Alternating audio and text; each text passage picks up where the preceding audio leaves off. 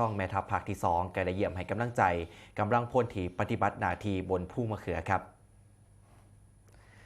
ทางพลตรีวิรยุทธ์รักษิณครับร่องแม่ทัพภาคที่2ตรวจเยี่ยมความเป็นอยู่กำลังพลในพื้นที่ของภูมะเขือ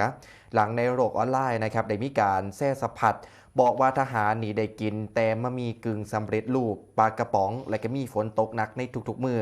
เหตุให้รถเสบียงนี่บ่เข้าไปส่งทั้งนี้ครับทางกองทัพภาคที่2ก็ได้ออกมายืนยันกำลังพลทุกๆนายที่ปฏิบัติหน้าที่ในพื้นที่ตามแนวชายแดนไทยกัมพูชาว่าได้รับการดูแลอย่างรอบด้านนะครับในเรื่องของอาหารน้ำดื่มและก็สิ่งของจำเป็นโดยมีเสบียงที่เพียงพอบ่มีการขาดแคลนตามที่ได้มีการเผยแพร่ไปในสังคมสื่อออนไลน์แต่อย่างใด